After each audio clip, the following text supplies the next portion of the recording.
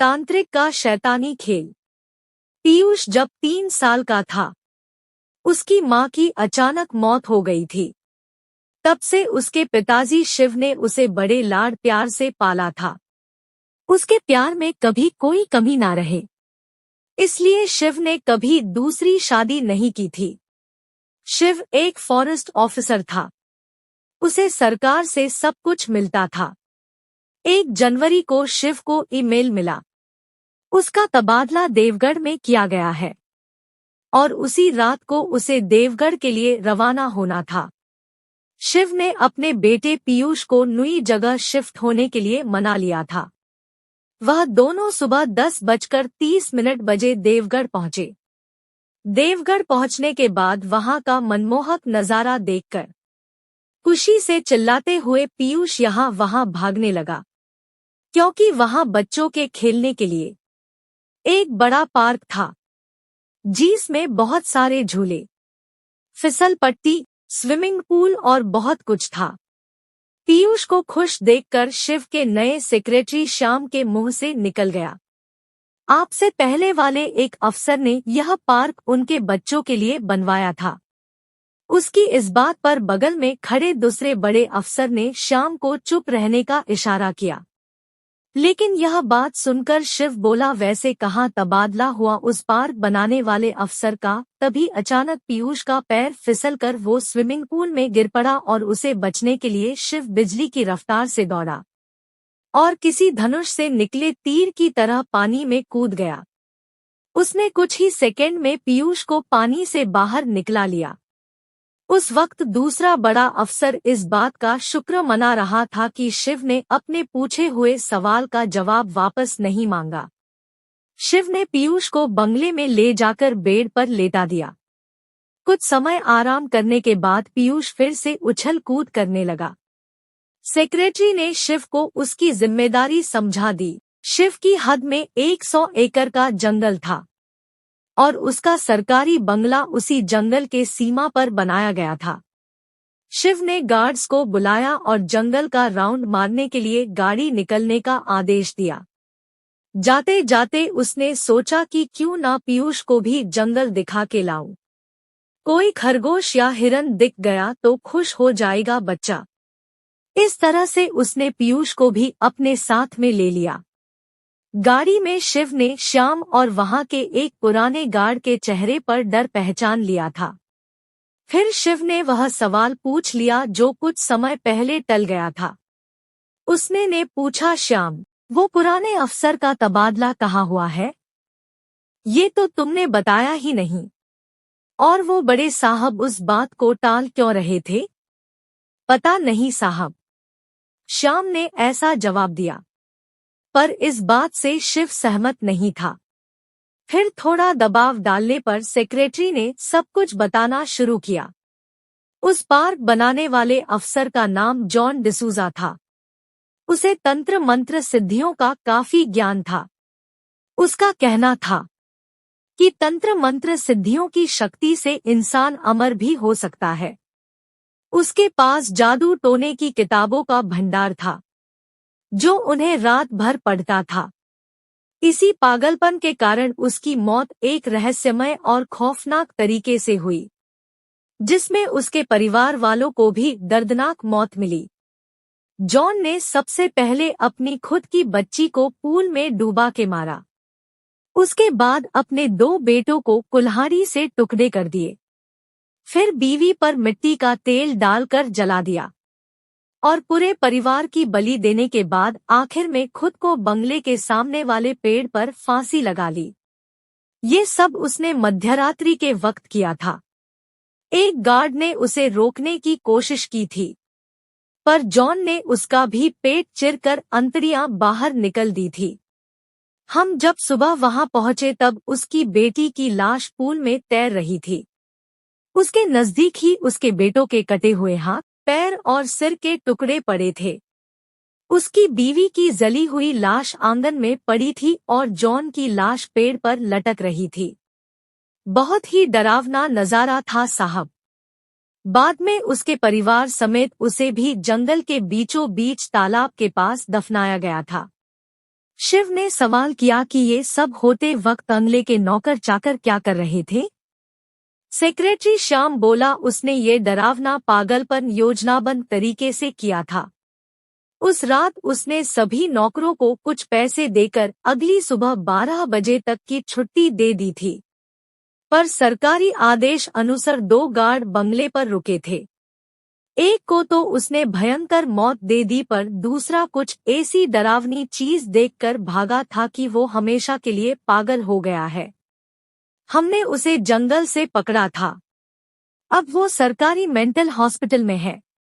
वो बार बार कहता है कि वो हर अमावस्या को आएगा और एक एक की बलि देगा। उस दिन से आज तक जो भी अमावस्या की रात उस बंगले में रुकता है, वह सुबह तक पेड़ में फांसी पर लटका मिलता है। तब से अमावस्या की रात यहाँ किसी को रुकने नहीं दिया जाता। गांव के पुराने पंडित जी ने बताया है कि जॉन की रूह यहाँ रुकने वाले के शरीर में प्रवेश करके उसे आत्महत्या के लिए मजबूर करती है। इसीलिए लोग मरते हैं। उसे हर वक्त अपने काम के लिए एक शरीर चाहिए होता है। और आज भी जॉन की क्रूर आत्मा जंगल में भटकती है। न जाने भगवान उसे कब मुक्ति देगा।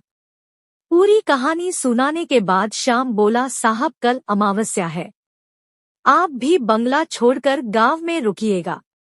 शिव ने कहा, श्याम किसी को तो इस परेशानी का हल निकालना होगा। ऐसे कब तक वह शैतान मासूमों की जान लेता रहेगा। और चुनौतियों से तो मैं आज तक नहीं भागा। इतना बोलकर वह खामोश हो गया। शिव को अपनी नहीं पर पीयूष की चिंता सताने लगी थी। उसने मन ही मन तय किया कि पीयूष को कुछ दिनों के लिए उसके मामा के घर भेज देना ठीक रहेगा और खुद इस जॉन की आत्मा को हमेशा के लिए नरक में भजे कर ही दम लेगा। शाम होते होते गाड़ी बंगले पे पहुंची। सब बिना कुछ कहे गाड़ी से उतर के अपने अपने काम में जुट गए। उनके जंगल से आने तक नौकरों ने रात के खाने की तैयारी कर ली थी। सभी गार्ड्स रात का खाना खत्म करके नाइट शिफ्ट में तैनात हो चुके थे और गांव के लोग जो खाना बनाने और साफ सफाई के लिए आते थे, वह तो दिन ढलने से पहले ही राम राम का जाप करते हुए अपने घर पहुंच चुके थे, क्योंकि गांव के लोग उस बंगले में रात को रुकने से डरते थे। शिव ने रात के खाने के बाद पीयूष को सुला दिया और खुद भी लेटे लेटे सोचने लगा कि शिव के मामा राजा से फोन करके बात कर लूं। वो बगीचे में जाकर एक बेंच पर बैठा और सिगार सुलगाने लगा। तभी सन्नाटे को चीरती हुई एक चीख ने उसे डरा दिया। वो आवाज गार्ड्स की थी। शिव गेट की तरफ तेजी से भागा।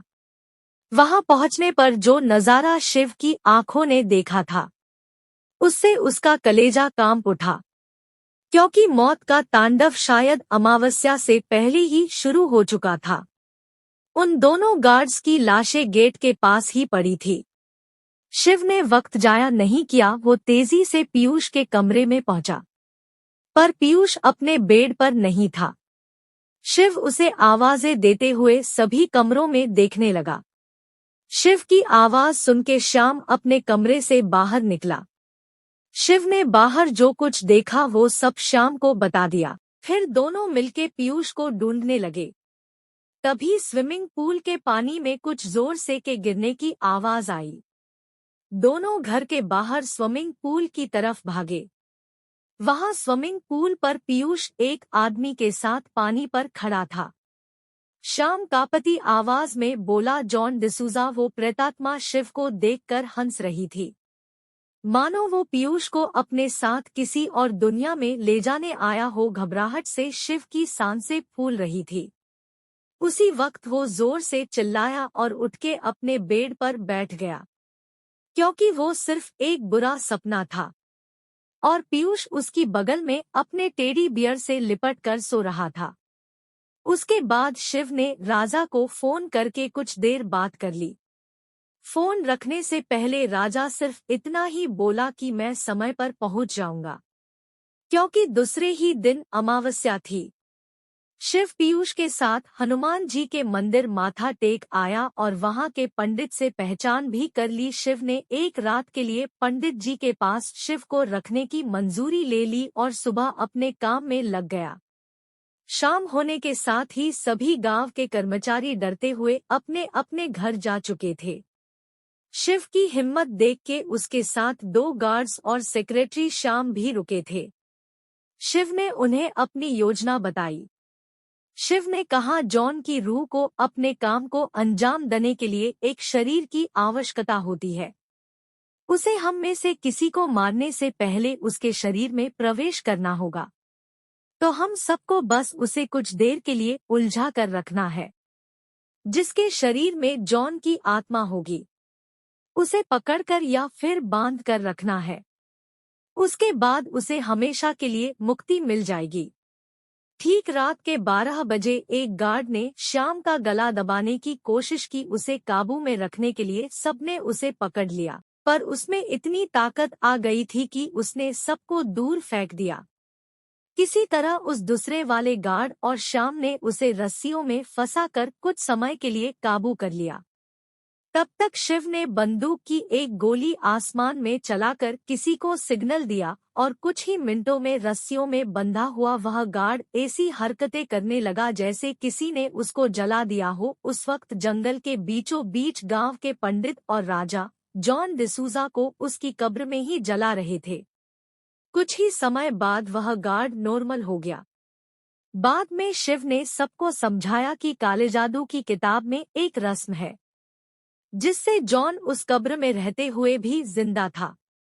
यहाँ उसकी आत्मा सिर्फ अपनी भूख मिटने आती थी, जो कि किसी मासूम की जान लेकर मिटती थी। और उस किताब के अनुसार अगर मरने के बाद भी जॉन ने 100 इंसानों की बलि पूरी की होती तो वह अपने कब्र में से जिंदा होकर हमेशा के लिए अमर हो जाता। इसलिए ये मायाजाल मैंने उसके लिए रचा था, ताकि वो कब्र छोड़कर यहाँ आए और वहाँ हमारे लोग उसकी लाश को कब्र में ही जला सके।